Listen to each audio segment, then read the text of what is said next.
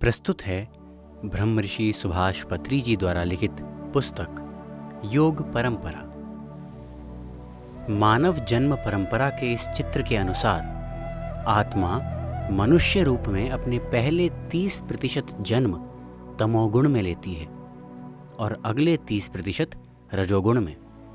इस प्रकार इन पहले 60% जन्मों में हम नकारात्मक कर्म अर्जित करते हैं। फिर अंतिम 40% मानव जन्म हम सतोगुण में जीते हैं और अर्जित किए हुए नकारात्मक कर्मों का निराकरण करते हैं। जन्म परंपरा। पिरामिड मास्टर्स इस संप्रत्यय को श्रद्धा से ग्रहण करें, क्योंकि मानव जन्म परंपरा एक अति अद्भुत विषय है। हम अभी सीखने की प्रक्रिया में हैं।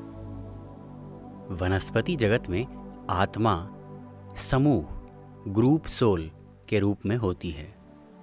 वनस्पति जगत से विकसित होकर जब आत्मा जंतु साम्राज्य में प्रवेश करती है, तब यहाँ भी सामूहिक आत्मा ग्रुप सोल के रूप में होती है।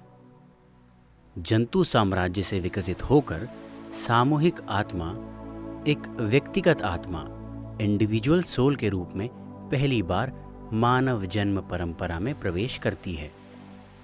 इसलिए इस तरह पहली बार मनुष्य शरीर धारण करने के पश्चात आत्मा मनुष्य शरीर में बार बार जन्म लेती है। इसी को हम जन्म परंपरा कहते हैं। आत्मा विभिन्न परिस्थितियों में मनुष्य शरीर में प्रवेश करती है। कई बार पूर्णात्मा से अंशात्मा बनकर आत्मा मानव जन्म परंपरा में प्रवेश करती है। कई बार आत्मा विभिन्न ग्रहों या सौरमंडल से मानव शरीर में पहली बार जन्म लेती है। एक बार मानव शरीर में जन्म लेने के उपरांत आत्मा पुनः जंतु साम्राज्य में वापस जन्म नहीं ले सकती। केवल किसी विशेष परिस्थिति में आत्मा पुनः जंतु साम्राज्य में जन्म लेती है।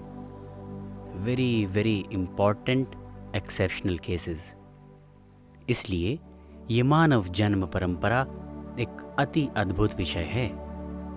इस जन्म परंपरा के अंतिम चरणों में ही मानव ज्ञानवान बनते हैं। श्री कृष्ण ने श्रीमद् भगवद गीता में इसी संदर्भ में कहा है, बहुनाम जन्मनाम अन्ते ज्ञानवान माम प्रपद्यते, अध्याय 7 श्लोक 19। यानी अनेक जन्मों के पश्चात अंत के कुछ जन्मों में मानव ज्ञानवान बनते हैं। कर्म परंपरा। प्रारंभिक जन्मों में मनुष्य को ज्ञान का अवसर नहीं मिलता है।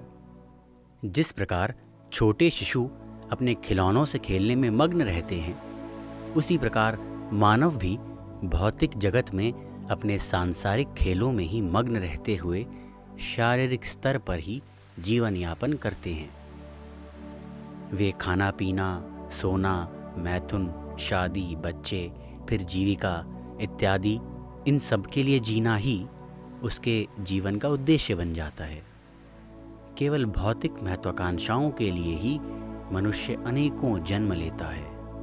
प्रत्येक भौतिक जन्म के पश्चात उसकी मृत्यु निश्चित है। फिर भी भौतिक जन्मों के लिए ही वे इच्छाएं करता रहता है। क्रमशः वो भिन्न भिन्न स्थानों पर अनेकों जन्म लेते हैं। इस तरह मनुष्य करीबन 50, 100, 150, 200 जन्म तमोगुण प्रधान के रूप में केवल खाने पीने और सोने में व्यतीत करने के उपरांत अब केवल इडली सांभर खाने के लिए, फिर चिकन खाने के लिए, बकरी खाने के लिए, मछली खाने के लिए जन्म ना लेते हुए मुझे समाज में अपना एक रुतबा बनाना है, मुझे एक महाराजा बनना है, मैं सभी लोगों के मध्य प्रथम स्थान हासिल करना चाहता हूँ, बाकी सभी लोग मुझसे पीछे रहने चाहिए, सभी को मेरे पैर छूने चाहिए, वे किसी और अन्य व्यक्ति के पैर ना छुएं। ऐसी इच्छाएं रखते हुए रजोगुण प्रधान के रूप में अनेक जन्म लेते हैं। मनुष्य यहाँ इस प्रकार की अधिकारपूर्ण आकांक्षाएं रखता है। इसे ही हम रजोगुण कहते हैं। पिरामिड मास्टर्स को इसे भली भांति समझना चाहिए। प्रारंभिक 100 जन्मों तक आत्मा तमोगुण प्रधान के रूप में जन्म लेती है। क्रमशः परिवर्तित होते होते अगले 100 जन्मों तक रजोगुण प्रधान के रूप में जन्म लेती है। यहाँ 100 जन्मों का अर्थ लगभग 100 जन्म है, पूरा सटीक 100 जन्म नहीं है। प्रत्येक आत्मा हर एक गुण में सैकड़ों जन्म लेती है। प्रत्येक गुणों में कितने कितने जन्म लेने हैं, ये आत्मा की इच्छा स्वेच्छा पर आधारित है। अतः इस तरह जन्म परंपरा में आत्मा रजोगुण प्रधान रूप में थोड़े जन्म व्यतीत करती है। इनमें विकसित होते हुए कई जन्मों के उपरांत आत्मिक परिवर्तन पाते हुए वे आत्माएं सतोगुण प्रधान यानी सात्विक गुणों के रूप में जन्म लेकर आती हैं। मुझे क्या करना चाहिए? जीवन कैसे जीना चाहिए? आनंद प्राप्त करने के लिए क्या करना चाहिए? मानव इस प्रकार सोच विचार करने लगता है। तमोगुण में और रजोगुण में भी आत्मा अनेक प्रकार के कष्टों को और कई प्रकार की हानियां भी अनुभव करती है। वे विभिन्न प्रकार के दुखों का भी अनुभव करती है। इस प्रकार अनुभवों को प्राप्त करते हुए सतोगुण प्रधान के रूप में मानव जन्म परंपरा में प्रवेश करने के पश्चात मुझे दुखों को अनुभव नहीं करने के लिए क्या करना चाहिए? इस प्रकार की सोच से धीरे धीरे मनुष्य के अंदर ज्ञान का अंकुर प्रस्फुटित होता है। यहीं से प्रत्येक मनुष्य की योग परंपरा प्रारंभ होती है। योग परंपरा के इस चित्र के अनुसार सतोगुण में होने वाले मानव जन्मों में आध्यात्मिक यात्रा की शुरुआत कर्मयोग खंड 1 से होती है, जिसमें हम सभी की भलाई करते हैं। इसके बाद ज्ञान योग खंड 1 में हम आत्मज्ञान की जानकारी शास्त्रीय रीति से प्राप्त करते हैं, जिसमें श्रवण, मनन, निधिध्यासन और साक्षात्कार जैसे पड़ाव आते हैं। इसके बाद अभ्यास द्वारा आत्मयोगी बनने के क्रम में हम ध्यान योग अपनाते हैं, जिसमें आनापानसति, कायानुपश्यना और विपश्यना जैसे पड़ाव आते हैं। तत्पश्चात ज्ञान योग खंड 2 में हम पुनः श्रवण, मनन, निधिध्यासन और साक्षात्कार जैसे पड़ावों से गुजरते हुए कर्म योग खंड 2 तक पहुँचते हैं, जहाँ ध्यान सीखना और शाकाहार का प्रचार करना हमारा मुख्य धर्म होता है। इस प्रकार आत्मा मनुष्य रूप में अपने अंतिम जन्म तक यात्रा करती है। योग परंपरा। अब हम इस योग परंपरा कॉन्सेप्ट के विषय में विशेष रूप से जानेंगे। योग परंपरा में प्रवेश करने से पहले कर्म परंपरा में भोग की लालसा में कई जन्म व्यतीत करने के बाद, अधिकार की वांछा में और भी कई जन्म व्यतीत करने के उपरांत, सत्य जानने की अभिलाषा में आत्मा मानव शरीर में जन्म लेकर सोचती है, सत्य क्या है? इस अन्वेषण के साथ योग परंपरा का आरंभ होता है। सत्य जानने के लिए योग करना चाहिए। सत्य जानने के लिए उस सत्य में जीना चाहिए। इसलिए योग परंपरा को अब हम विशिष्ट रूप से जानेंगे। इस योग परंपरा में साधारणतः 4 योग हैं: कर्म योग, भक्ति योग, ज्ञान योग, राज योग। इन 4 योगों के बारे में सामान्य रूप से सभी को ज्ञात है। ये साधारण विज्ञान वक्त के अनुसार सत्य या असत्य भी हो सकता है। ये सही विज्ञान नहीं है, क्योंकि भक्ति योग एक योग नहीं कहलाता है। आमतौर पर मूर्ति पूजा करना, जैसे श्री कृष्ण की मूर्ति की पूजा करना, जीसस क्राइस्ट की तस्वीर की पूजा करना, भक्ति योग कहलाया जा रहा है। परंतु इस प्रकार की भक्ति एक मूर्खता विशेष है। इस प्रकार की भक्ति एक योग नहीं हो सकती। वास्तव में भक्ति योग है ही नहीं।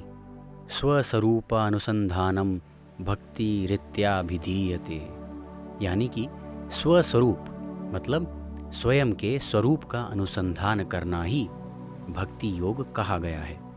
यहाँ भक्ति का अर्थ अन्य या दूसरे व्यक्ति से संबंधित नहीं है, अपने स्वयं का स्वरूप क्या है, अनुसंधान के माध्यम से इसे जानकर उसके साथ एक हो जाना ही भक्ति कहा जाता है। सामान्यतः लोग जिसे भक्ति योग समझते हैं वो भक्ति योग है ही नहीं। ये विषय पिरामिड ध्यान जगत और पिरामिड ज्ञान जगत को विदित है। सृष्टि के समस्त योगियों को भी इस विषय का ज्ञान है, लेकिन अन्य मनुष्य इस विषय से अवगत नहीं हैं। लोगों को इस सत्य के प्रति अवगत कराने के लिए पिरामिड मास्टर्स पूर्ण रूप से उत्तरदायी हैं। इसलिए इन 4 योगों में भक्ति योगों को छोड़कर कर्म योग, ज्ञान योग और राजयोग, इन तीनों योगों के विषय में अब हम विस्तृत रूप से जानकारी प्राप्त करेंगे। कर्म योग को 2 खंडों में विभाजित किया गया है, कर्म योग खंड 1, कर्म योग खंड 2। इसी प्रकार ज्ञान योग को भी 2 खंडों में विभाजित किया गया है, ज्ञान योग खंड 1, ज्ञान योग खंड 2। अब हम इन दोनों योग के विभागों के विषय में जानकारी हासिल करेंगे। इस योग परंपरा में ऊपर उल्लेख किए गए योग जिस क्रम में आते हैं वे इस प्रकार हैं। मानव अपने जन्म परंपरा के आखिरी जन्मों में सर्वप्रथम कर्मयोग खंड 1 में कई जन्म लेता है। तत्पश्चात क्रमशः परिवर्तित होते होते फिर ज्ञान योग खंड 1 में थोड़े जन्म लेता है। इनमें विकसित होने के पश्चात पुनः थोड़े जन्म राजयोग में लेता है। इन जन्मों में आत्मिक परिवर्तन पाने के उपरांत फिर वो कई जन्म ज्ञान योग खंड 2 में ग्रहण करता है। मानव अपने आखिरी जन्मों में कर्मयोग खंड 2 में जन्म लेता है। कर्मयोग खंड 2 के उदाहरण हैं गौतम बुद्ध और जीसस क्राइस्ट जैसे महापुरुष। इस चरण में जब मनुष्य जन्म लेते हैं तब वे समझ जाते हैं कि ये उनका अंतिम जन्म है। वे सभी महापुरुष अंतिम जन्मों की इसी स्थिति में हैं। इसलिए संपूर्ण विश्व में इन्हें जगतगुरु के रूप में माना जाता है। वहाँ तक पहुँचने के लिए एवं उस उच्चतम शिखर को हासिल करने के लिए अनेक अवस्थाओं से गुजरने के बाद ही मनुष्य उस उच्चतम शिखर तक पहुँचते हैं। इसलिए इन अवस्थाओं को योग परंपरा कहा गया है। मेरे प्रिय पिरामिड मास्टर्स, अब हम इस योग परंपरा संप्रत्यय को अति अद्भुत रूप में जानेंगे। कर्म योग खंड 1। योग परंपरा में सर्वप्रथम हम कर्म योग खंड 1 के बारे में जानेंगे। कर्म योग खंड 1 में 4 अवस्थाएं हैं, स्टेज ए, स्टेज बी, स्टेज सी, स्टेज डी।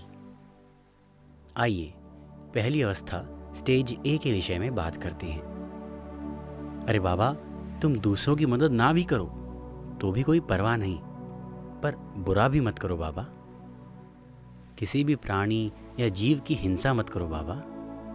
इतने दिनों से अभी तक झींगा मछली खा रहे हो, पर अब मत खाओ बाबा। सूअर को अभी तक खा रहे हो, अब मत खाओ बाबा। तुम अपनी पत्नी से अभी तक झगड़ा कर रहे हो, पर अब मत करो बाबा। तुम अपने बच्चों से रोज मारपीट कर रहे हो, तो अभी से ही ये सब बंद कर दो बाबा।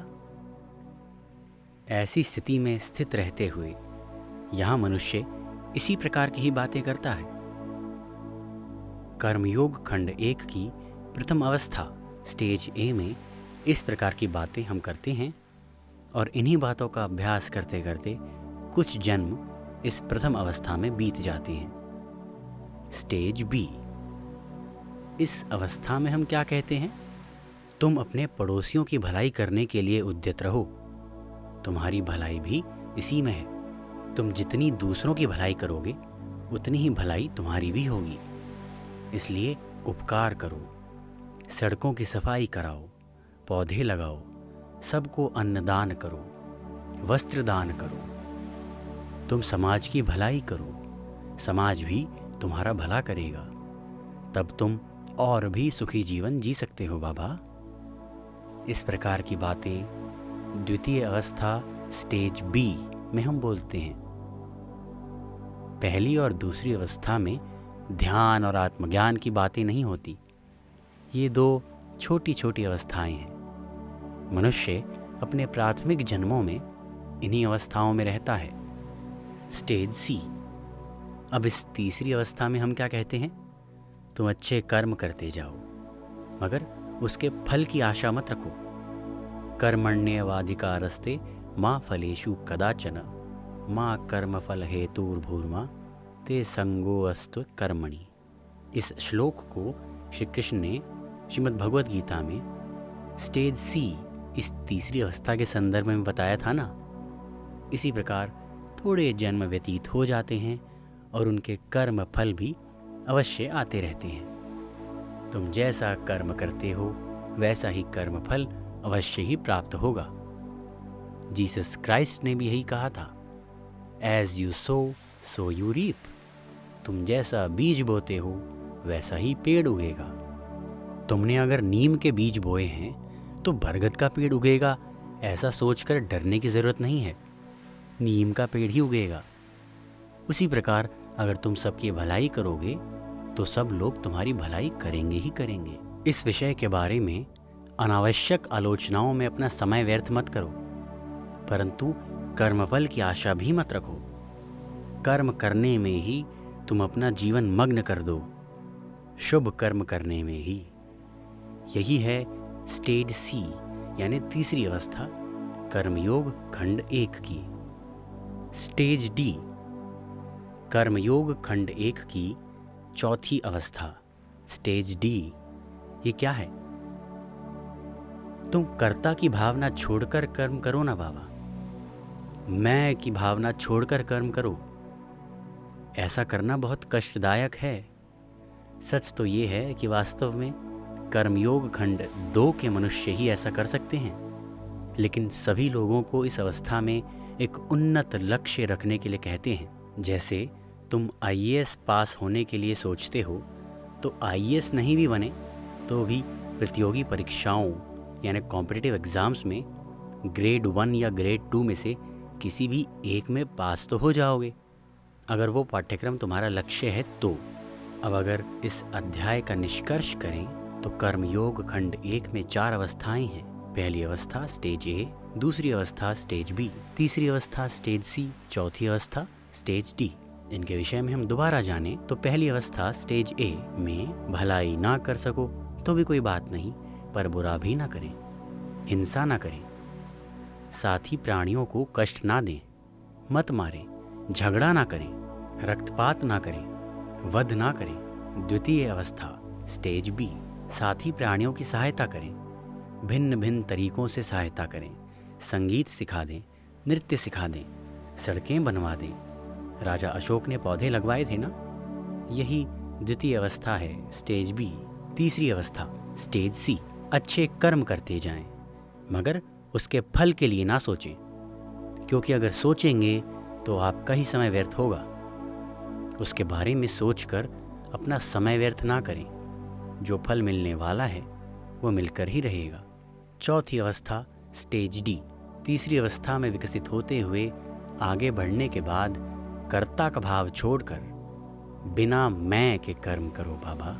मनुष्य कर्म योग खंड 1 के उपरांत ज्ञान योग खंड 1 में प्रवेश करते हैं। ज्ञान योग खंड 1। ज्ञान योग खंड 1 में अब क्या कहते हैं कि धीरे धीरे बाबा, तुम मानव शरीर नहीं हो, तुम आत्मा हो।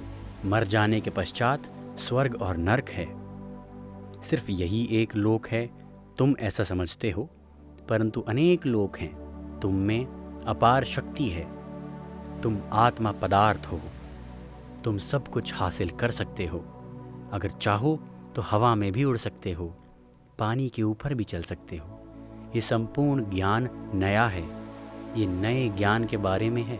तुम्हारी मृत्यु नहीं होती, आनंद से रहो।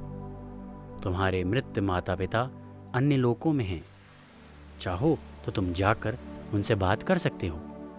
तुम भी मरने के उपरांत उच्च लोकों में उनके पास जाओगे, इसलिए रोना नहीं।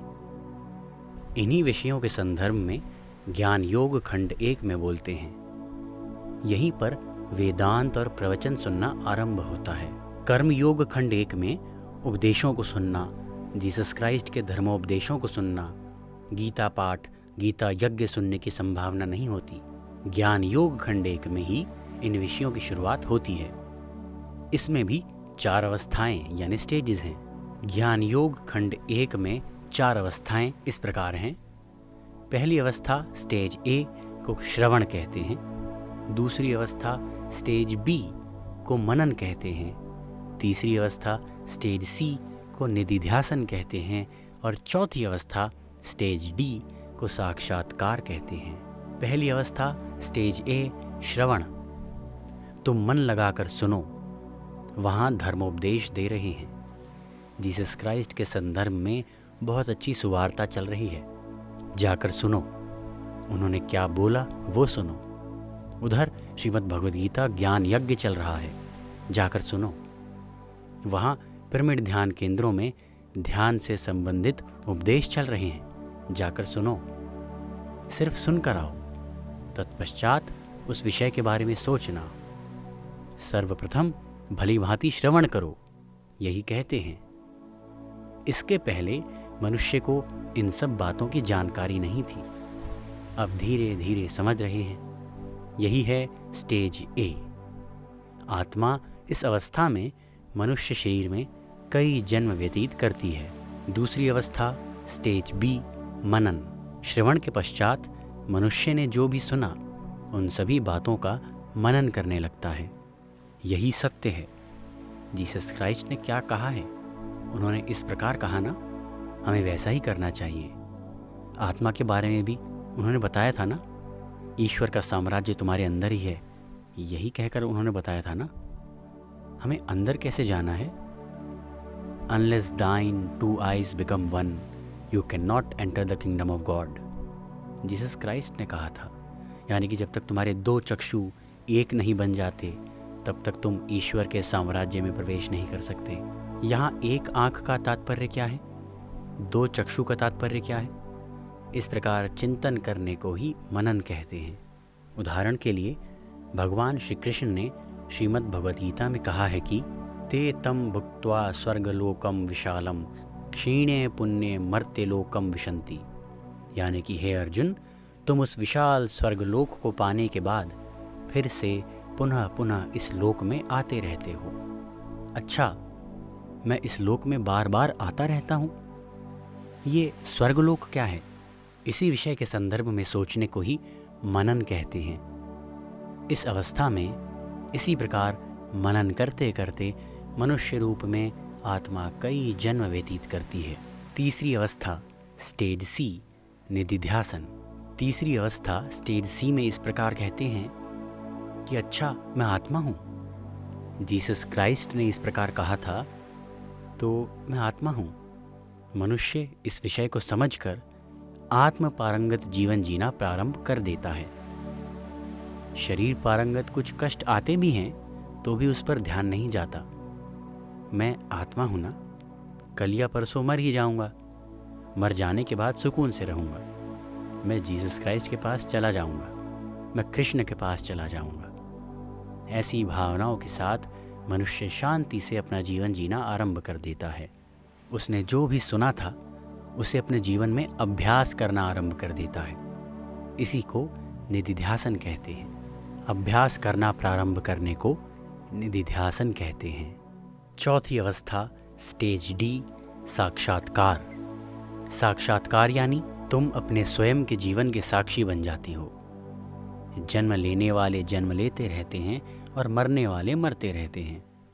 तुम ये सब सिर्फ देखते रहते हो, परंतु तुम जीसस क्राइस्ट के बताए हुए ज्ञान में शांति से रहते हुए सारे अनुभवों के प्रति साक्षीभूत बन जाते हो।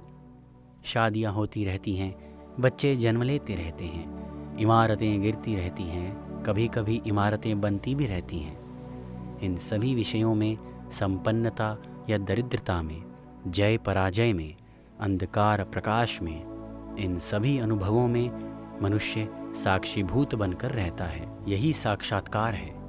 यही ज्ञान योग खंड 1 की पराकाष्ठा है। ये सारे विषय संदर्भ ज्ञान योग के खंड 1 में आते हैं। कर्म योग खंड 1 के विषय के संदर्भ में हम जान चुके हैं, जिसमें 4 अवस्थाएं हैं। उसी प्रकार ज्ञान योग खंड 1 में भी 4 अवस्थाएं हैं। आत्मा प्रत्येक अवस्था में मनुष्य शरीर में कई जन्म लेकर आती है, या तो एक ही मनुष्य जन्म में समस्त अवस्थाओं को भी पूर्ण कर सकती है। ये मुद्दा प्रत्येक आत्मा की शक्ति और युक्ति पर आधारित है।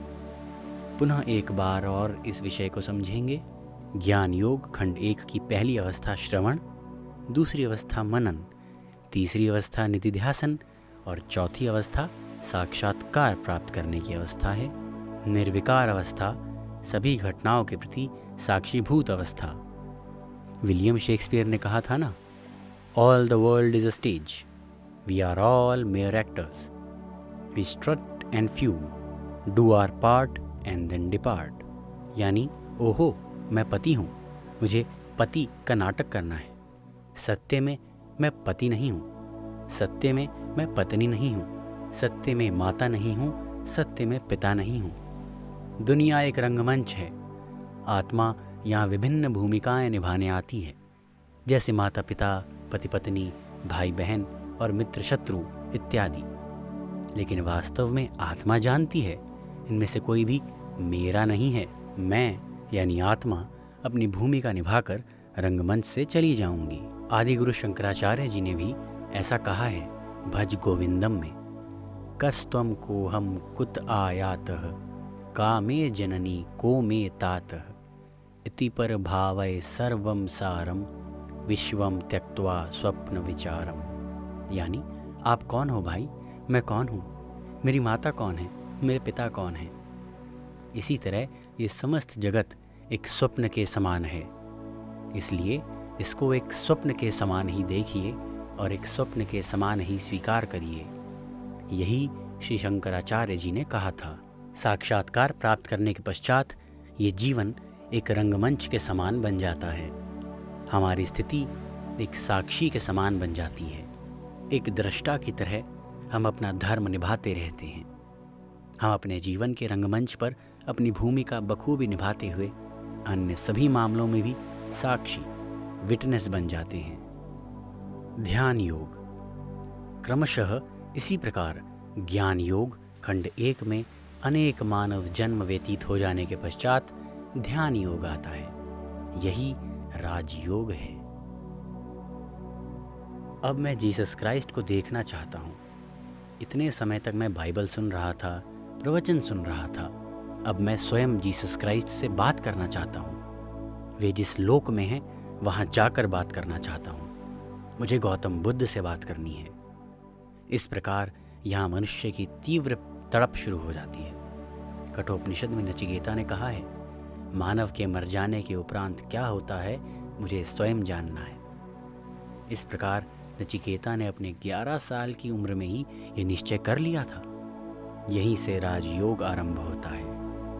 राजयोग यानी योग का राजा, किंग ऑफ द योगास, मतलब कर्मयोग और ज्ञान योग का भी राजा। ध्यान योग में वे मानव अब नीति प्रवचन नहीं सुनते, बाइबल की कक्षाओं में नहीं जाते। वे अपनी दोनों आँखों को बंद करके सांसों के ऊपर ध्यान लगाते हैं और ध्यान में प्रवेश करते हैं। अपने चित्त की वृत्तियों का निरोध करते हैं, अपने तीसरे नेत्र को उजागर कर लेते हैं, शरीर से बाहर आते हैं और मैं सूक्ष्म शरीर हूँ, एस्ट्रल बॉडी। वे ये जान जाते हैं मैं कारण शरीर हूँ, कॉजल बॉडी। ये भी जान जाते हैं।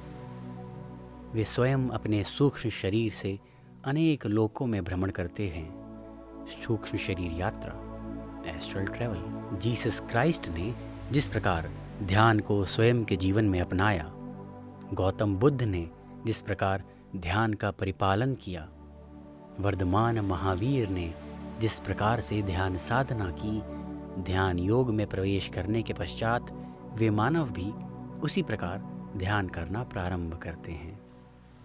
यही ध्यान योग है। जन्म कर्म परंपरा के अंतिम चरणों में योग परंपरा आती है। योग परंपरा में सर्वप्रथम कर्म योग खंड 1 आरंभ होता है। ये प्रथम चरण है। तत्पश्चात द्वितीय चरण में ज्ञान योग खंड 1 में प्रवेश करते हैं। उसके उपरांत तृतीय चरण ध्यान योग है। पिरामिड स्पिरिचुअल सोसाइटीज़ के मास्टर्स सभी व्यक्तियों को ध्यान सिखा रहे हैं, इसलिए उनकी योग परंपरा ध्यान योग से प्रारंभ होती है। तुम जिस भी स्थिति में रहो, परम पापी हो, परम निकृष्ट हो, साधारण मानव हो, पंडित हो, पामर हो, जो भी हो, तुम अपनी दोनों आंखें बंद करके ध्यान शुरू करो। दिन के 24 घंटे में से सिर्फ आधा घंटा या 1 घंटा आंखें बंद करके बैठ जाओ। कर्मों में डूबना नहीं, गीता प्रवचन में मत जाओ। तुम्हारे घर पर ही तुम बैठो, दोनों पैरों को क्रॉस करो, यानी आलती पालती मारकर बैठो। दोनों हाथों की उंगलियों को आपस में फंसा लो, अपने मुंह को बंद कर लो, अपनी दोनों आँखों को भी बंद कर लो और अब तुम अपने मन को बिल्कुल खाली कर दो, यानी योगः चित्तवृत्ति निरोधः। महर्षि पतंजलि ने यही कहा है। इसका तात्पर्य है कि ध्यान योग आरंभ करना चाहिए। जीसस क्राइस्ट ने भी यही कहा है कि सब कुछ हमारे अंदर ही है, हमें अब अंदर जाना चाहिए। उन्होंने जो कहा है हमें उसे अमल करना ही चाहिए। The kingdom of God is with in, यानी ईश्वर का साम्राज्य अंदर ही है। हमें अपने अंदर गहराई में जाना है। इसी का नाम ध्यान योग अथवा राजयोग है। तुम बस कंडक्टर हो सकते हो, परंतु घर लौटने के पश्चात ध्यान योगी बन जाना चाहिए। तुम बाहर एमएलए हो सकते हो, लेकिन घर लौटने के बाद पुनः ध्यान योगी बनना चाहिए। तुम प्रधानमंत्री भी हो सकते हो, लेकिन घर लौटकर ध्यान में ही बैठना है। तुम चाहे पाठशाला के अध्यापक हो, तुम जो कोई भी हो या जो कुछ भी हो, लेकिन घर वापस लौटकर ध्यान में बैठ जाना। जीसस क्राइस्ट और श्री कृष्ण ने जो बताया वो यही है जिसे करना ही चाहिए। The kingdom of God is with in, so travel with in, मतलब तुम अपने अंदर ही जाओ। जीसस क्राइस्ट ने यही कहा है। परंतु कैसे जाना है? अपनी दोनों आंखें बंद कर लें, अपने मुंह को बंद कर लें। आप चश्मा पहने हुए हैं तो उसे उतार लें। दोनों हाथों की उंगलियों को आपस में फंसा लें। कुर्सी या सोफे पर बैठ सकते हैं। दोनों पैरों को क्रॉस कर लें। दोनों पैरों को सीधा करके भी बैठ सकते हैं। किसी स्वच्छ और शांत स्थान को देखकर, दीवार का या पेड़ का सहारा लेकर, कमरे में अंधकार करके, रात को या दिन में, दिन के 24 घंटों में से जब भी तुम्हें समय मिले, उसी वक्त दोनों आंखें बंद करके अपनी स्वाभाविक, प्राकृतिक, सहज और सरल सांसों, उच्छ्वास निश्वास को साक्षी भाव से देखते रहें। जब भी आपका मन विचारों की ओर भटकता है, तब उसे पुनः अपनी सांसों पर वापस लाने का अभ्यास करते रहें। Find a clean and quiet place to sit. Take back support against a wall in your house or tree in a park. Darken the room. Sit at night or in the daytime. Out of 24 hours of the day, whenever you get time, sit on a chair or sofa and cross your feet or sit on the floor with folded legs. Shut your mouth. Remove your spectacles. Clasp the fingers of both the hands together. Close your eyes. Now observe your normal, natural, smooth and simple incoming and outgoing breath, inhalation and exhalation. Keep witnessing your breath. Whenever your mind wanders towards thoughts, keep practicing to bring it back to your breath. जितनी तुम्हारी उम्र है, कम से कम उतने minute तुम अपनी ध्यान साधना शुरू करो। जैसे कि 5 साल की उम्र है तो 5 मिनट, 20 साल की उम्र है तो 20 मिनट, 50 साल की उम्र है तो 50 मिनट, 70 साल की उम्र है तो 70 मिनट। जिस तरह प्रतिदिन अपने शरीर के लिए स्नान करते हैं, उसी तरह आत्मा को भी विश्व ऊर्जा का स्नान करवाना है। शरीर को स्नान नहीं करवाएंगे तो दुर्गंध आती है। उसी प्रकार आत्मा को भी स्नान करवाना आवश्यक है। आत्मा को स्नान कक्ष में बैठाना यानी ध्यान में बैठाना है। जिस तरह स्नान कक्ष में शावर बाथ लेते हैं या फुहारे से नहाते हैं, उसी तरह ध्यान में भी विश्व ऊर्जा का शावर बाथ लेते हैं। कॉस्मिक एनर्जी शावर बाथ यानी कि विश्व ऊर्जा का शावर बाथ। जब हम अपनी सांसों पर ध्यान केंद्रित करते हैं तब हमारा मन बिल्कुल खाली या शून्य हो जाता है। सांसों के साथ कुंभक या रेचक नहीं करना, सिर्फ सांसों के ऊपर ही केंद्रित रहना है। इसलिए जब हम सांसों पर ध्यान केंद्रित करते हैं तब हमारा मन निर्विचार स्थिति को प्राप्त करता है। तत्पश्चात हमारे अंदर अपार विश्व शक्ति प्रवाहित होने लगती है। आपने शिव जी को देखा है? शिव जी की जटा के ऊपर से ही आकाश गंगा प्रवाहित होती है। शिव जी नीचे ध्यान की अवस्था में तल्लीन रहते हैं। ऊपर से विश्व शक्ति की बौछार शावर बात होते हुए शरीर के अंदर प्रवेश करती है। यही ध्यान योग है। अपार विश्वमय प्राण चैतन्य और प्राण शक्ति को अपने अंदर ग्रहण करना ही ध्यान योग है। उसके पश्चात क्या होता है? दिव्य चक्षु उजागर होता है। इसी के संदर्भ में जीसस क्राइस्ट ने इस प्रकार कहा है, unless thine two eyes become one you can not enter the kingdom of God. यानी कि जब तक तुम्हारे दोनों चर्म चक्षु एक होकर दिव्य चक्षु में रूपांतरित नहीं होते तब तक तुम ईश्वर के साम्राज्य में प्रवेश नहीं कर सकते हो। इसी को कहते हैं दिव्य चक्षु का उत्तेजित होना। इसी दिव्य चक्षु को शिव जी का तीसरा नेत्र भी कहते हैं। लॉब्संग रामपाद द्वारा लिखित पुस्तक द थर्ड आई पढ़िए। यह पुस्तक पढ़ने से दिव्य चक्षु के विषय में जानकारी प्राप्त होती है। समस्त योगी एक ऋषि बनने के उपरांत अपने तीसरे नेत्र यानी थर्ड आई को प्राप्त कर लेते हैं। तीसरे नेत्र से देखने वाले को दृष्टा यानी देखने वाला ऋषि कहते हैं। ध्यान योग की पराकाष्ठा में मानव के एक योगी बनने के पश्चात, ध्यानी के एक योगी बन जाने के पश्चात वो योगी एक ऋषि बन जाता है। एक योगी से ऋषि बन जाना ही ध्यान योग की पराकाष्ठा है। प्रत्येक मनुष्य को एक ऋषि बनना ही चाहिए। ऋषि नहीं बने तो पुनः पुनः जन्म लेते ही रहते हैं। जीसस क्राइस्ट महाऋषि बन गए, ब्रह्म ऋषि बन गए। ऋषि वशिष्ठ एक ऋषि से ब्रह्म ऋषि हो गए। तो क्या फिर हमें उनका दामन पकड़कर लटकते रहना है? अगर नहीं तो क्या हम उनके समान बनना चाहते हैं? उनके समान तैयार होने के लिए हमें भी योगी बनना ही चाहिए, हमें भी ऋषि बनना ही चाहिए। समस्त पिरामिड मास्टर्स ऋषि ही हैं। वे सभी घंटों घंटों ध्यान करके अपनी स्वयं की तीसरे नेत्र को प्रतिष्ठित कर चुके हैं, अपने तीसरे नेत्र को उजागर कर चुके हैं। एक योगी और एक ऋषि आकर हमारे तीसरे नेत्र को नहीं खोल सकते। हमें स्वयं ही परिश्रम करना होगा। जिस प्रकार धन उपार्जन करने के लिए परिश्रम करते हैं, उसी प्रकार दिव्य चक्षु उजागर करने के लिए भी कठिन परिश्रम करके उसे प्राप्त करना है।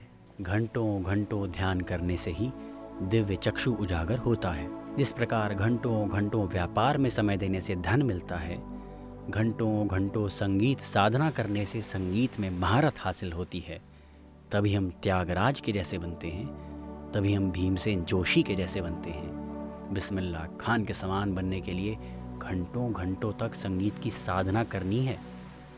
वैसे ही घंटों घंटों तक ध्यान करने से ऋषि बनते ही हैं। तीसरा नेत्र खुल जाता है। तीसरे नेत्र का आविर्भाव होने के उपरांत ही हमारा ध्यान योग संपूर्ण होता है और यहीं से ज्ञान योग खंड 2 प्रारंभ होता है। हम इस विषय पर बाद में पूरा समझेंगे। इस वक्त हम कर्म योग खंड 1 और ज्ञान योग खंड 1 के विषय में जानकर ध्यान योग में प्रवेश कर चुके हैं। याद रखिए, फिलहाल हम ध्यान योग अध्याय में हैं। इसी का नाम राजयोग भी है। योग का राजा, द किंग ऑफ योगास। यहाँ ध्यान योग या राजयोग में दोबारा 4 अवस्थाएं हैं। इन्हें भी समझ लीजिए। ध्यान योग की पहली अवस्था है सांस के ऊपर ध्यान। इस अवस्था में प्रतिदिन अपनी दोनों आंखें बंद करके सांसों के ऊपर ध्यान केंद्रित करें। इसे हम कुंभक और पूरक रेचक रहित सुखमय प्राणायाम कहते हैं। हमें अपनी इच्छा अनुसार आसन में बैठना है। कुर्सी पर बैठ सकते हैं, नीचे ज़मीन पर बैठ सकते हैं या सोफे पर भी बैठ सकते हैं। दीवार का सहारा लेकर बैठ सकते हैं और दोनों पैरों को सीधा करके भी बैठा जा सकता है। किसी भी प्रकार बैठें, परंतु दोनों आंखें बंद करके ही बैठना चाहिए।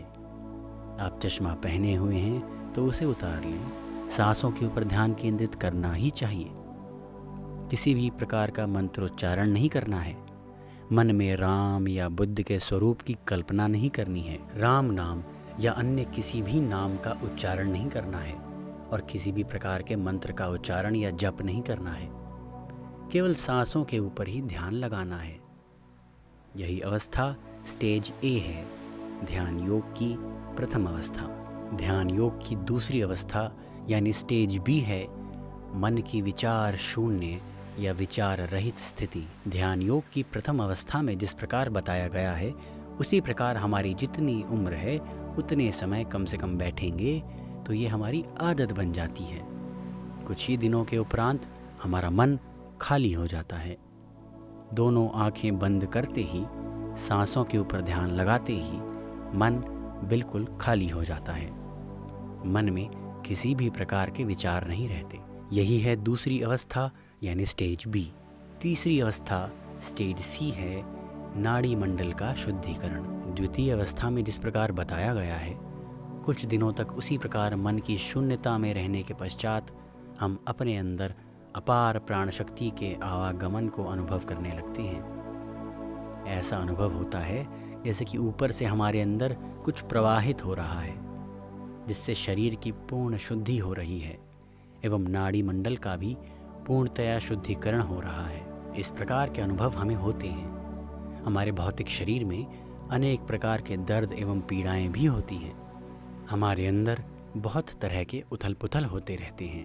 अंदर गर्माहट महसूस होती है, ठंडक भी महसूस होती है। इन सभी अनुभवों को नाड़ी मंडल शुद्धिकरण कहते हैं, नहीं तो प्राणशक्ति आह्वान भी कहते हैं। ब्रह्मांडीय ऊर्जा अंतर्ग्रहण यानी कॉस्मिक एनर्जी इनटेक भी कहते हैं। इसलिए इस तरह से ध्यान योग में पहली अवस्था में सांसों के ऊपर ध्यान केंद्रित करना है और उसमें थोड़े दिन व्यतीत करने हैं। दूसरी अवस्था में मन की शून्यता में यानी विचार रहित स्थिति में कुछ दिन रहना है। तीसरी अवस्था में अपार प्राण शक्ति हमारे अंदर प्रवाहित होती रहती है और हम ये सब अनुभव करते हैं। इस दौरान बहुत दर्द और प्रसव पीड़ा, डिलीवरी पेन्स के समान पीड़ाएं होती हैं। प्रसव पीड़ा के बिना प्रसव यानी डिलीवरी संभव नहीं होगी। प्रसव पीड़ा होगी तभी तो प्रसव होगा। बगैर प्रसव पीड़ा के शिशु का जन्म कैसे मुमकिन है? इसलिए ये प्रसव पीड़ा शुभ का प्रतीक है। बच्चे का जन्म होने वाला है। ये प्रसव पीड़ा इस बात का सूचक है कि अब बच्चा बाहर आने वाला है। जिनको इस प्रसव पीड़ा का अनुभव है वे जानते हैं, उसी प्रकार ध्यान में असीम दर्द का अनुभव होता है। उसे शुभ सूचक माना जाता है। ये दर्द शुरू होते ही अगर हम ध्यान को रोक देते हैं तो हमारी आत्मोन्नति वहीं रुक जाती है। ध्यान योग यानी राजयोग की चौथी अवस्था स्टेज डी है, दिव्य चक्षु का आविर्भाव। तीसरी अवस्था यानी स्टेज सी में जो दर्द एवं पीड़ाएं पाते हैं उसको अनुभव करते हुए आगे बढ़ते रहने से जैसे गर्भ से शिशु का जन्म होता है, उसी तरह ही हमारे ललाट पर तीसरा नेत्र उदय होता है। उसके पश्चात विभिन्न देश प्रदेश और चित्र विचित्र दृश्य दिखाई देने शुरू होते हैं। पर्वत, पहाड़, घाटियाँ, वादियाँ दिखाई देना आरंभ होते हैं। इसे ही दिव्य चक्षु का आविर्भाव कहते हैं। यही चतुर्थ अवस्था यानी स्टेज डी है। इस प्रकार बैठे बैठे ही हमें भिन्न भिन्न प्रकार के पेड़, झाड़ियाँ, पर्वत, पहाड़, घाटियाँ, जलप्रपात, समुद्र, प्रकृति के अद्भुत दृश्य इत्यादि जो हमने पहले कभी भी नहीं देखे, ये सूक्ष्म प्रकृति हमें अपने ही ललाट पर दिखाई देने लगती है। Unless thine two eyes become one, you cannot enter into the kingdom of God। यानी कि हमारे दोनों चर्म चक्षु जब तक एक नहीं बन जाते, हम ईश्वर के साम्राज्य में प्रवेश नहीं कर सकते। ऐसा जीसस क्राइस्ट ने कहा है। इसी का नाम दिव्य चक्षु है। यही चतुर्थ अवस्था है ध्यान योग की। जब हम इस चतुर्थ अवस्था में पहुंच जाते हैं, तब हमें समझ जाना चाहिए कि हमारा ध्यान योग सफल हो गया। एक बार फिर से देखें तो ध्यान योग में पहली अवस्था है सांसों के ऊपर ध्यान केंद्रित करना। दूसरी अवस्था है हमारे मन का शून्य हो जाना। तीसरी अवस्था है प्राणशक्ति को अंतर्ग्रहण करने के उपरांत नाड़ी मंडल का शुद्धिकरण। और चौथी अवस्था है दिव्य चक्षु का आविर्भाव होना। इसी दिव्य चक्षु को श्री कृष्ण ने संजय को प्रदान करके उसे महाभारत का युद्ध देखने को कहा था। संजय ने राजा धृतराष्ट्र को आंखों देखा वृत्तांत सुनाया था। वही तीसरा नेत्र यानी थर्ड आई है, जिस तीसरे नेत्र द्वारा नास्ट्रडमस ने आने वाली सदियों और शताब्दियों में क्या क्या घटने वाला है ये देखकर भविष्यवाणी करती थी। यही दिव्य चक्षु है। जिस दिव्य चक्षु द्वारा ऋषि वाल्मीकि ने श्री राम के जन्म से पहले ही संपूर्ण रामायण देखकर लिखी थी, वही दिव्य चक्षु है। जिस दिव्य चक्षु के माध्यम से वीर ब्रह्मेंद्र स्वामी ने काल ज्ञान को जानकर पूर्व सूचित किया था, दिव्य चक्षु वही है। जिस दिव्य चक्षु के माध्यम से गौतम बुद्ध अपने समस्त जन्मों को देखकर जान चुके थे, यही दिव्य चक्षु है। श्रीमद् भगवद गीता में श्री कृष्ण ने कहा है, बहूनि में व्यतीतानि जन्मानि तव चार्जुन तान्यहम वेद सर्वाणि न त्वम वेत्थ परंतप। अध्याय 4 श्लोक 5। अर्थात हे अर्जुन, तुम और मैं अनेकों जन्म लेकर आ चुके हैं। मैं अपने समस्त जन्मों को जानता हूँ, परंतु तुम नहीं जानते। उन्होंने अपने समस्त जन्मों को कैसे देख लिया? अपने दिव्य चक्षु के माध्यम से ही। महान गौतम बुद्ध हों या श्री कृष्ण हों या कोई भी, प्रत्येक मनुष्य ध्यान के माध्यम से दिव्य चक्षु उत्तेजित कर सकते हैं। इसी तरह बस कंडक्टर, गृहिणी, छोटे बालक, स्त्री हो या पुरुष, अमेरिका में हो या अफगानिस्तान में या भारत में, कहीं भी हो, कोई भी हो, दोनों आंखें बंद करके मन को सांसों के ऊपर केंद्रित रखें। चाहे वो कितना भी पापी क्यों ना हो, उससे कोई सरोकार नहीं है। ध्यान का अतीत से कोई संबंध नहीं है। संबंध है तो केवल वर्तमान से। प्रत्येक मनुष्य दिव्य चक्षु की उपलब्धि कर सकता है। उसके लिए सिर्फ साधना की आवश्यकता है, अभ्यास करने की आवश्यकता है। अभ्यास मनुष्य को परिपूर्ण बनाता है। Practice makes the man perfect. इसलिए हमें अभ्यास करते रहना चाहिए। जिस प्रकार व्यापार में अभ्यास की आवश्यकता है, जिस तरह संगीत साधना में अभ्यास की आवश्यकता है, उसी तरह ध्यान साधना में भी अभ्यास की आवश्यकता है। समस्त पिरामिड मास्टर्स संपूर्ण विश्व को ध्यान साधना सिखा रहे हैं। पूरे विश्व में ध्यान साधना करा रहे हैं। इस साधना के माध्यम से लाखों लोगों का दिव्य चक्षु उजागर हुआ है। आंध्र प्रदेश में और अन्य प्रदेशों में भी, भारत देश में और विदेशों में भी। तो ये थी ध्यान योग की 4 अवस्थाएं। कर्म योग खंड 1 में भी 4 अवस्थाएं हैं। उसी प्रकार ज्ञान योग खंड 1 में श्रवण यानी प्रवचन सुनना, मनन, निधिध्यासन और साक्षात्कार 4 अवस्थाएं हैं। ये 4 अवस्थाएं पूर्ण हो जाने के पश्चात मनुष्य स्वयं ध्यान आरंभ करते हैं। भौतिक जगत, ये बाहरी दुनिया, इससे हमारा कोई संबंध नहीं रहता। हम आंतरिक जगत में रहने लगते हैं। ध्यान योग में इस तरह कुछ जन्म व्यतीत हो जाने के पश्चात दिव्य चक्षु परिपक्व होने के उपरांत मनुष्य ज्ञान योग खंड 2 में प्रवेश करते हैं। तो क्या है ये ज्ञान योग खंड 2? दिव्य चक्षु के माध्यम से हम जीसस क्राइस्ट से स्वयं मिलते हैं। श्री कृष्ण से हम स्वयं मिलते हैं। मैं स्वयं इन महानुभावों से मिल चुका हूँ। मैं अपने समस्त जन्मों को जान चुका हूँ। मेरे ध्यान परंपरा और योग परंपरा में मैं अपने दिव्य चक्षु के माध्यम से अनेक विषयों के बारे में जान चुका हूँ। मेरे ध्यान परंपरा और योग परंपरा में मैं अपने दिव्य चक्षु के माध्यम से अनेक विषयों के बारे में जान चुका हूँ। उसी तरह आप भी जान सकते हैं और प्रत्येक मनुष्य जान सकता है। हम जो करते हैं वही हम पाते हैं। ज्ञान योग खंड 2 में भी श्रवण, मनन, निधिध्यासन और साक्षात्कार अवस्थाएं हैं। परंतु अब मनुष्य इस दिव्य चक्षु को उपलब्ध करने के पश्चात स्वयं जीसस क्राइस्ट और श्री कृष्ण के द्वारा अपने ध्यान में उनके दर्शन करके उनकी वार्ताओं को सुनते हैं। यही पुनः श्रवण है। इससे पूर्व वे श्रवण 1 में रहते हैं, ये श्रवण 2 है। श्रवण 1 में देह तत्व में स्थित रहकर प्रवचन या धर्मोपदेश सुन रहे थे। ज्ञान योग खंड 2 में वे आत्म तत्व में स्थित रहकर जीसस क्राइस्ट की आत्मा से साक्षात आत्म संदेश सुनते हैं। यही श्रवण 2 है। श्रवण 2 के पश्चात मनुष्य मनन 2 में प्रवेश करता है, अर्थात ध्यान में जीसस क्राइस्ट दिखाई देकर जो बताते हैं, ध्यान से बाहर आने के उपरांत वे उसका मनन करने लग जाता है। क्या आपने देखा, इस अवस्था में मनुष्य उस विषय पर विचार करना शुरू कर देते हैं कि अच्छा, जब मैंने कल ध्यान किया था तब जीसस क्राइस्ट ध्यान में मुझे दिखाई देकर ऐसे ऐसे बता रहे थे। वे क्या बोल रहे थे?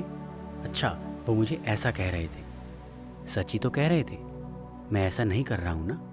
मैं गांव-गांव नहीं घूम रहा हूँ। सभी लोगों को ध्यान करने के लिए जागरूक करना है ना। क्यों नहीं बता रहा हूँ मैं? मुझे बताना चाहिए ना।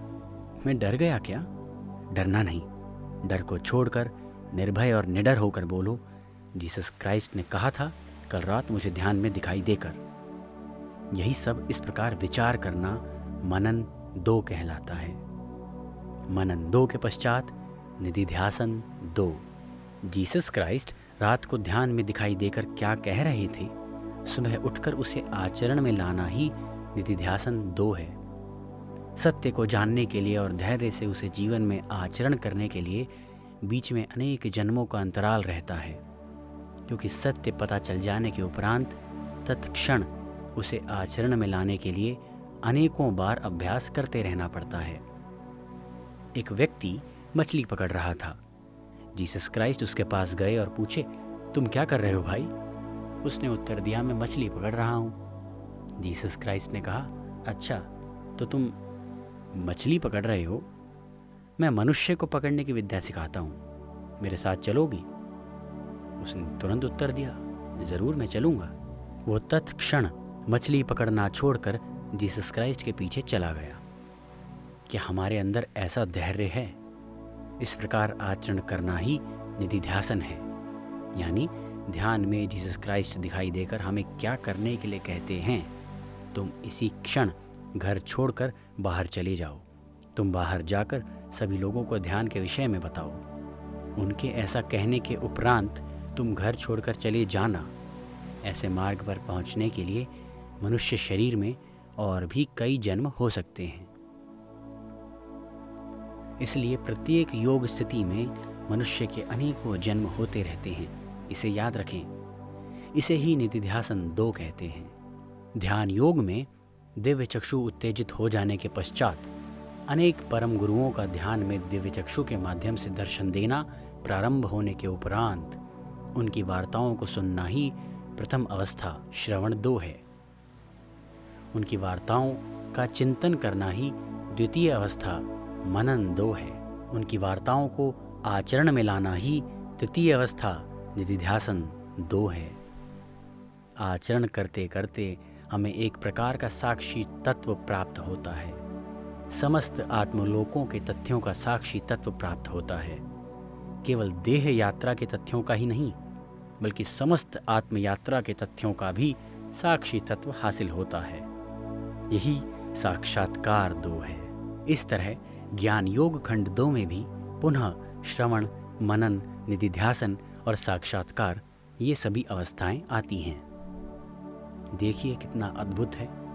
सांसारिक मनुष्यों को पूरी तरह से इन सब विषयों के बारे में क्या मालूम है? सांसारिक मनुष्यों को पूर्ण रूप से इन तथ्यों के बारे में कुछ भी जानकारी नहीं है। वे ध्यानियों को देखकर सोचते हैं कि ये तो अपनी आंखें बंद करके खाली बैठ गया है और अपने समय को व्यर्थ कर रहा है, और उन्हें पागल समझते हैं। ध्यानियों को देखकर इस संसार के लोग उन्हें पागल ना समझें तो वो ध्यान है ही नहीं। अज्ञानी मनुष्य ज्ञानियों को पागल समझते हैं। अज्ञान एक न्यूनतम अवस्था है।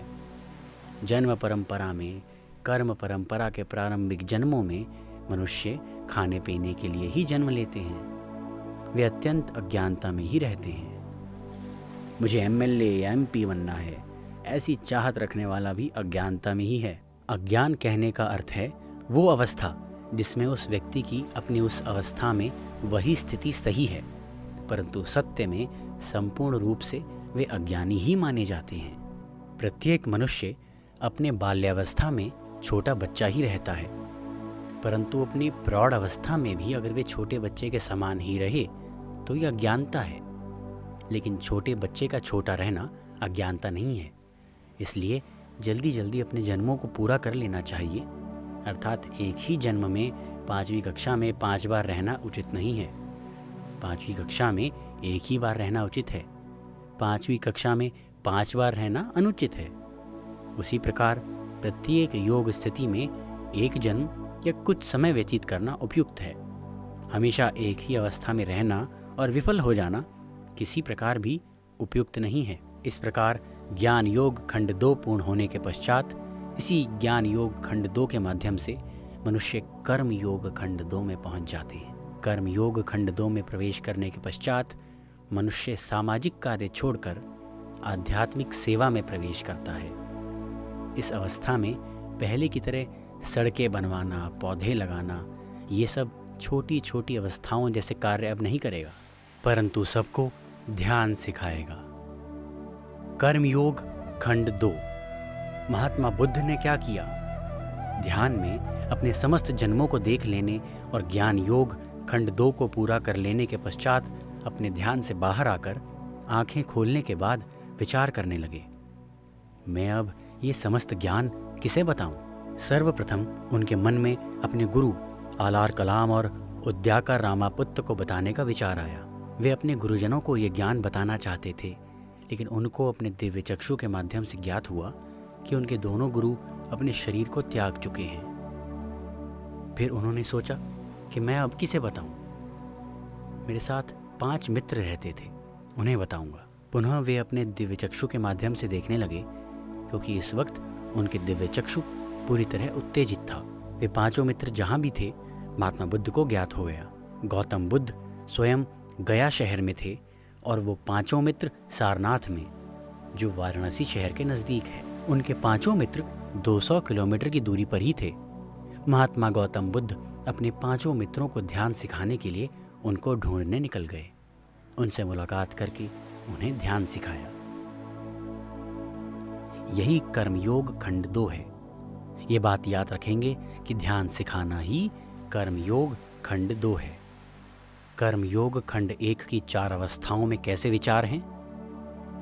किसी का बुरा नहीं करना, सबकी भलाई करनी है, फल की अभिलाषा छोड़ देनी है, मैं की भावना को त्याग कर कर्म करना है। लेकिन कर्मयोग खंड 2 में क्या है? आंखें बंद कर लो, सांसों के ऊपर ध्यान रखो, घंटों घंटों तक दोनों आंखों को बंद रखो, अपनी पत्नी और बच्चों के विचार को मन में मत आने दो, तुम अपनी आत्मा के साथ ही रहो। इस प्रकार की बातें बोलना ही कर्मयोग खंड 2 है। इसलिए अंततः ध्यान करवाना ही कर्मयोग खंड 2 है। जीसस क्राइस्ट ने भी यही किया था। हम अभी जिस ध्यान के बारे में समझ रहे हैं, जीसस क्राइस्ट ने भी इसी ध्यान के बारे में संपूर्ण विश्व को बताया था, परंतु वो लुप्त हो चुका था। महात्मा बुद्ध ने भी इसी ध्यान के बारे में बताया था, लेकिन भारत देश से ये ध्यान पुनः लुप्त हो चुका था। फिर से पूजा, प्रार्थना और नारियल चढ़ाना शुरू हो गया। जिस ध्यान के विषय में महात्मा गौतम बुद्ध ने जानकारी दी थी, वो हमारे देश भारत से गायब हो चुका था।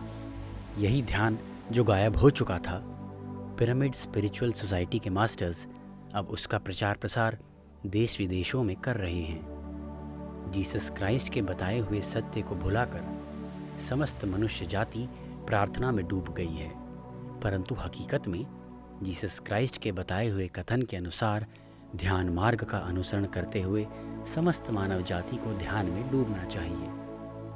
उन्होंने जो मार्ग पूरे विश्व को दिखाया है, उसे छोड़कर समस्त मानव जाति दूसरी अन्य तरह की पद्धतियां अपना रहे हैं। सीक ये first the kingdom of God, the kingdom of God is with in. यानी कि समस्त मानव जाति अपने आंतरिक जगत में घूमना छोड़कर बाहर भौतिक जगत में ही भटक रही है। कर्मयोग खंड 2 में कहते हैं कि अंतिम चरणों में जो मनुष्य अगर किसी को भी ध्यान सिखा रहे हैं तो वे अपनी जन्म परंपरा के आखिरी जन्मों में हैं। जो मनुष्य समस्त मानव जाति को आत्मज्ञान का प्रबोध करा रहे हैं वे अपनी जन्म परंपरा के अंतिम चरणों में हैं। जो व्यक्ति गांव-गांव घूमकर लोगों को ध्यान के विषय में अवगत करा रहे हैं, जिससे भी वे मिलते हैं या जिसको भी देखते हैं, उन सभी लोगों को ध्यान सूत्र के प्रति और आत्मज्ञान विषय के प्रति अवगत करा रहे हैं, वे व्यक्ति अपनी जन्म परंपरा के आखिरी जन्मों में हैं। उन्हें पुनः जन्म नहीं लेना पड़ेगा। वे यहाँ धरती पर पुनः जन्म लेकर नहीं आएंगे। जीसस क्राइस्ट ने भी यही कहा था, वे पुनः नहीं आएंगे, he will not come again. मगर देखिए, जीसस क्राइस्ट से प्रेरित होकर उनके समान जीवन व्यतीत करेंगे तो ही आपका ये जन्म अंतिम जन्म हो सकता है। महात्मा गौतम बुद्ध के समान आत्म उन्नत जीवन जिएंगे तो ही आपका ये जन्म आखिरी जन्म हो सकता है। वर्धमान महावीर से प्रेरित होकर उनके समान जीवन व्यतीत करेंगे तो ही आपका ये जन्म आखिरी हो सकता है। इन महानुभावों के जन्मों का सही अर्थ क्या है? समस्त मानव जाति को आत्मज्ञान के विषय में अवगत करवाना ही उनके जीवन का उद्देश्य था। अच्छे कर्म करिए, बुरा मत करिए। वे महानुभाव इस प्रकार के उपदेश देने के स्तर पर नहीं थे। तुम शरीर नहीं हो, आत्मा हो, ये जान लो। तुम मनुष्य नहीं हो, माधव हो, इसे समझ लो। तुम जीवात्मा नहीं हो, परमात्मा हो, इसे समझ लो। तुम वो हो, यू आर दैट, तत्त्वमसि। इस तथ्य को इसी प्रकार प्रत्येक मनुष्य को बताना और ध्यान में बैठाना, यही कर्मयोग खंड 2 है। इसलिए इसी तरह हम योग परंपरा कॉन्सेप्ट की जानकारी विस्तार और गहन रूप से ग्रहण कर रहे हैं। पुनः एक बार पूरा बताऊंगा क्योंकि हमें बार बार दोहराना और सुनना ही चाहिए। तमोगुण कर्म प्रधान। अनेक मानव जन्म व्यतीत करने के पश्चात आखिरी जन्मों में ही योग के सूत्रों के विषय में सोचते हैं और योग परंपरा में प्रवेश करते हैं। प्राथमिक जन्मों में केवल कल इडली खाना है, परसों डोसा खाना है, मुझे चिकन खाना है और मटन खाना है, इसी तरह के केवल खाने के ऊपर ही उसका मन रहता है। नहीं तो मुझे वो लड़की चाहिए, इसी तरह भोग लोलुपता में ही रहता है। ये सही ही है, गलत बिल्कुल नहीं है, क्योंकि मानव जन्म परंपरा में यही प्रथम अवस्था है। जैसे तमोगुण कर्म प्रधान व्यक्ति कुंभकर्ण के समान है, जो केवल शारीरिक आवश्यकताओं को ही प्रमुखता देते हैं, केवल खाना पीना और सोना। रजोगुण कर्म प्रधान। तत्पश्चात मनुष्य अपनी जन्म परंपरा में कुछ जन्म रजोगुण कर्म प्रधान के रूप में रहते हैं। असुर रावण के समान रजोगुण कर्म प्रधान मनुष्य समस्त जीवों के प्रति हिंसात्मक प्रवृत्ति एवं भावनाएं रखते हैं और उसी अनुसार कार्य करते हैं। वे समस्त प्राणियों को अपने पैरों के नीचे ही रखना चाहते हैं। जैसे मुझे ही एमएलए बनना चाहिए, मुझे ही एमपी बनना है, कोई अन्य व्यक्ति नहीं बन सकता। उनको एमएलए एमपी क्यों बनना है? मुझे उनसे ज़्यादा अधिकार हासिल करना है। रजोगुण कर्म प्रधान मनुष्य किसी को भी मरवा सकते हैं, सबको कष्ट और दुख देते रहते हैं, परेशान करते रहते हैं। इस गुण के रूप में जन्म लेकर आए हुए मनुष्य कभी भी किसी भी देश या राज्य पर या अन्य जीवात्माओं पर हमला करते रहते हैं, क्योंकि उनको अधिकार चाहिए। वे अपने पड़ोसियों को जीवित नहीं रहने देते, केवल अधिकार हासिल करने में ही उनकी आसक्ति रहती है। जरा देखिए, ये कितना दुखदायक और दर्दनाक है। प्राथमिक जन्मों में प्रत्येक मनुष्य या प्रत्येक राम के समान मनुष्य सर्वप्रथम रावण के समान असुर प्रवृत्ति में ही रहता है। याद रखिए, रावण के समान असुर प्रवृत्ति के प्रत्येक मनुष्य अपने आगामी जन्मों में श्री राम के समान बनने ही वाले हैं। सात्विक गुण कर्म प्रधान। क्रमशः उन गुणों में विकसित होते हुए कई जन्म रजोगुण कर्म प्रधान में व्यतीत होने के बाद आत्मिक परिवर्तन पाते हुए मनुष्य सात्विक गुण कर्म प्रधान के रूप में जन्म लेकर आते हैं। इस अवस्था में मनुष्य विभीषण के समान सात्विक गुणों से युक्त होकर जन्म लेकर आते हैं। सर्वप्रथम तमोगुण कर्म प्रधान में मनुष्य ज़्यादा खाना खाकर बदहजमी से कष्ट पाते रहते हैं। तत्पश्चात रजोगुण कर्म प्रधान में हिंसात्मक कार्य करते रहते हैं और उसी में उनकी आसक्ति रहती है।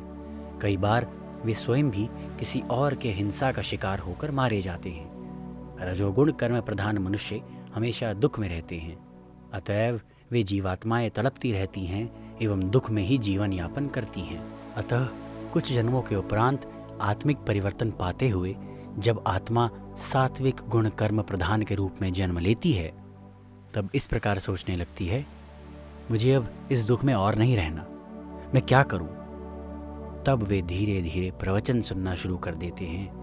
जिस जगह भी सत्संग होते रहते हैं वहाँ जाना शुरू कर देते हैं। जिस जगह भी गीता यज्ञ और यज्ञ हवन इत्यादि होते रहते हैं वहाँ जाना शुरू कर देते हैं। वहाँ जाकर वे क्या सुनते हैं? तुम बुरा मत करो। आपने देखा, वहाँ पहुँचकर सर्वप्रथम सात्विक गुण कर्म प्रधान मनुष्य ये बात जान जाता है कि उसे बुरा नहीं करना, उसे केकड़े नहीं खाने, उसे झींगा मछली नहीं खाने। इसका मतलब ये बुरा है। वो समझता है कि उसे प्रत्येक जीवात्मा से प्रेम करना है, मारना नहीं है, उसे मांस खाना छोड़ देना है। यही प्रथम अवस्था स्टेज ए है कर्मयोग खंड 1 की। क्रमशः परिवर्तित होते होते सात्विक गुणकर्म प्रधान मनुष्य समस्त जीवात्माओं को करुणा और प्रेम से देखना प्रारंभ कर देते हैं। मछलियों को खाना डालना शुरू कर देते हैं, मुर्गियों को दाना डालना प्रारंभ कर देते हैं। इसके साथ साथ मनुष्यों को भी अन्नदान करना आरंभ कर देते हैं। जिनके पास कपड़े नहीं हैं उनको वस्त्रदान करना आरंभ कर देते हैं। इस प्रकार कहने का अर्थ है कि सात्विक गुण कर्म प्रधान के रूप में जन्म लेकर मनुष्य समस्त जीवात्माओं की भलाई करना प्रारंभ कर देते हैं। यही अवस्था स्टेज बी द्वितीय अवस्था है कर्मयोग खंड 1 की। इसके बाद परिपक्व होते हुए फल की अभिलाषा को छोड़कर कर्म करते रहते हैं। फल की अभिलाषा को छोड़कर कर्म करने में थोड़ा कष्ट होता है, परंतु क्रमशः विकसित होते हुए एवं आत्मिक उन्नति पाते हुए तब मनुष्य बड़ी सहजता से फल की आशा को त्याग कर कर्म कर पाते हैं। फिर कई जन्मों के पश्चात परिपक्वता को प्राप्त करते हुए मैं की भावना को त्याग कर कर्म करते हैं। इसी तरह कर्मयोग खंड 1 में कुछ जन्म पूर्ण हो जाने के उपरांत मनुष्य ज्ञान योग खंड 1 में प्रवेश करके क्या मैं आत्मा हूँ या शरीर हूँ? नहीं, मैं आत्मा हूँ, मैं आत्मा हूँ, मैं आत्मा हूँ, ऐसा सोचना शुरू करते हैं और इस भांति सोचते हुए मनन करते रहते हैं और आत्म स्तर पर जीवन जीना आरंभ कर देते हैं। जब किसी की मृत्यु होती है तो सिर्फ उसका शरीर मरता है पर आत्मा सदैव रहती है, इसलिए तुम दुख मत करो। इस अवस्था में यही बताते रहते हैं। वे ज्ञान योग खंड 1 में हैं। वे आत्मा को नहीं देखें, ध्यान नहीं किए, दिव्य चक्षु को हासिल नहीं किए, परंतु आत्मा है ये कहते हुए परोक्ष ज्ञान से वे समझ लिए हैं।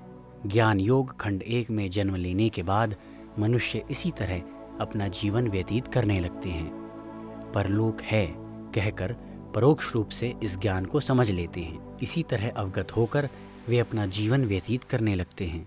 उन्होंने स्वयं परलोक को नहीं देखा। अगर स्वयं देखते तो वे ज्ञान योग खंड 2 में रहते। उन्होंने ग्रंथों और तथ्यों के आधार पर इस ज्ञान को समझ लिया।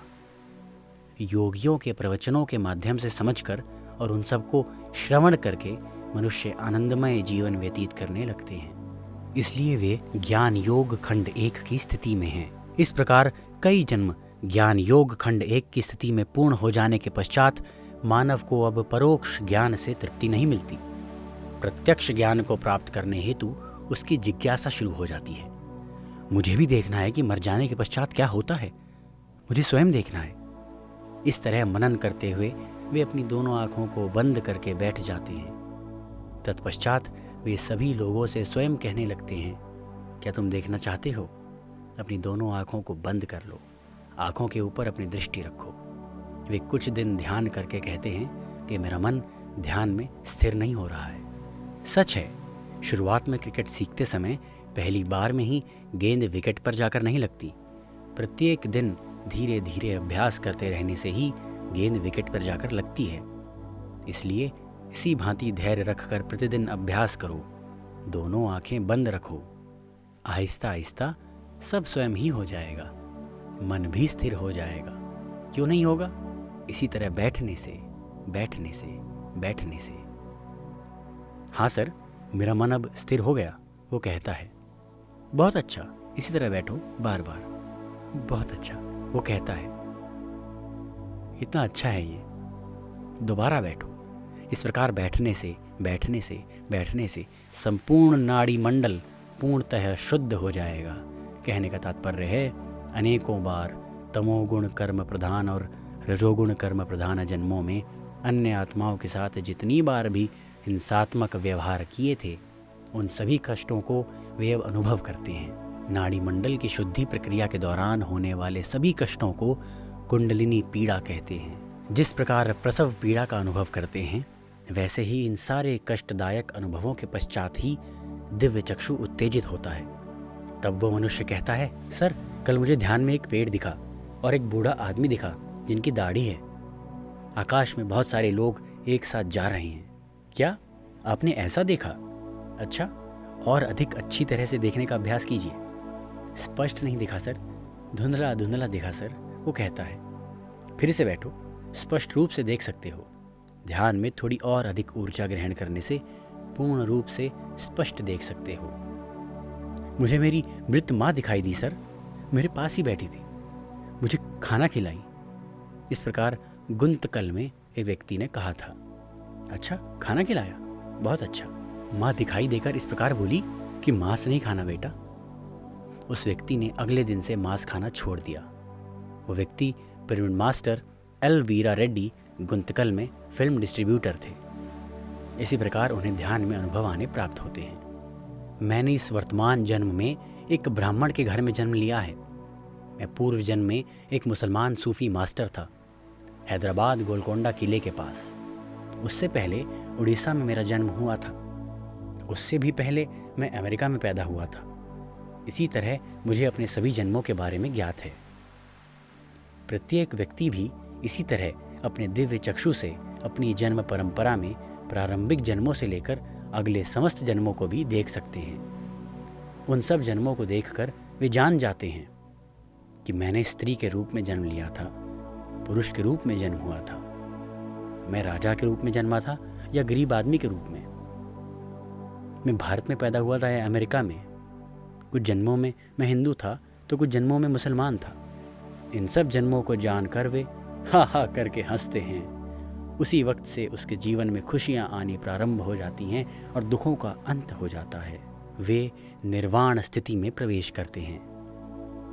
निर्वाण स्थिति हासिल करने के पश्चात समस्त मानव जाति को भी इस स्थिति में प्रवेश करना चाहिए। इस प्रकार सोचते हुए वे सभी लोगों को ध्यान सिखाने के लिए चल पड़ते हैं। ये करने के लिए उनको अपनी पत्नी को छोड़ने की आवश्यकता नहीं है, पत्नी को भी अपने पति को छोड़ने की आवश्यकता नहीं है, बल्कि कुछ छोड़ना ज़रूरी है तो वो है केवल पड़ोसियों के साथ बेकार और अनावश्यक बातें। Gossip is a cancer. ये ऐसा है, वो वैसा है, ऐसी अनावश्यक बातें सबके साथ करना छोड़कर वे प्रत्येक मनुष्य को ये बताते हैं कि तुम ध्यान करो। मैं भी ध्यान कर रहा हूँ, मेरा दिव्य चक्षु उत्तेजित हो गया है, तुम भी अपने दिव्य चक्षु को उत्तेजित करो, तुम भी ध्यान में बैठो। इस प्रकार बताते हुए सभी लोगों को प्रोत्साहित करना ही वे अपने जीवन का ध्येय बना लेते हैं। यही एक बुद्ध का जीवन है, यही जीसस क्राइस्ट का जीवन है, यही योग परंपरा कॉन्सेप्ट है। इसे हमने विस्तृत रूप से जान लिया है। इसलिए विवेक के माध्यम से मनुष्य अपने एक ही जन्म में संपूर्ण योग परंपरा पूर्ण कर सकते हैं। विवेक थोड़ा कम रहने से इस योग परंपरा को पूर्ण करने में कई जन्म लग जाते हैं। मनुष्य विवेकवान होंगे तो ही अपने एक ही जन्म में एक से अधिक योग स्थितियों को पूर्ण कर सकते हैं। प्रत्येक मनुष्य पूर्ण रूप से स्वच्छंद है। कोई भी मनुष्य किसी अन्य मनुष्य को निर्देश नहीं दे सकते हैं। उन्हें स्वयं ही खुद को जानना होगा। उन्हें स्वयं का उद्धार खुद ही करना होगा। एक आत्मा अन्य आत्मा को सूचना दे सकती है, परंतु उनकी आत्मशक्ति का प्रसार करके उस आत्मा की आत्मस्थिति को नहीं बढ़ा सकती। जिसका जो पाठ है उसे स्वयं ही पढ़ लेना चाहिए, चाहे कितने भी जन्म क्यों ना लग जाएं, कितने भी युग क्यों ना लग जाएं। इस बात से अन्य आत्माओं को कोई फर्क नहीं पड़ता। श्री कृष्ण को और जीसस क्राइस्ट को भी इस बात से कोई सरोकार नहीं है। तुम कितने जन्म लेते हो, बताना या सूचना देना उनका धर्म है, उस पर अमल करना या नहीं करना हमारा कर्म है। अमल करेंगे तो हमें ही आनंद की प्राप्ति होगी। श्रीमद् भगवद गीता में श्री कृष्ण ने कहा है, उद्धरेदात्मनात्मानं नात्मानं वसादयेत् आत्मैव ह्यात्मनो बंधुरात्मैव रिपुरात्मनः। अर्थात हमें खुद ही अपना उद्धार कर लेना चाहिए। हमारा उद्धार हम स्वयं ही कर सकते हैं। जीसस क्राइस्ट तुम्हारा उद्धार करेंगे, क्षमा कीजिए, सॉरी, जीसस क्राइस्ट आपका या मेरा उद्धार नहीं कर सकते। उन्होंने कहा था, as you sow shall you reap. जैसी करनी वैसी भरनी, जो बोओगे वही काटोगे। ये हिंदी कहावतें हैं। इसका अर्थ है, जो तुम करते हो तुम्हें वही नतीजा प्राप्त होता है। मैंने बताया था कि तुम्हें क्या करना चाहिए। मैंने ये सूचित किया था कि तुम्हारे क्या कार्य करने से तुम क्या परिणाम प्राप्त करोगे। तुम करते हो या नहीं करते हो, कितनी तीव्रता से करते हो, कितनी कम तीव्रता से करते हो, वो तुम्हारी मर्जी है। श्रीमद् भगवद गीता में श्री कृष्ण ने अर्जुन को संपूर्ण सूत्रों के विषय में बताकर अंत में कहा था, यच्छेषि तथा कुरु, डू एज यू विश।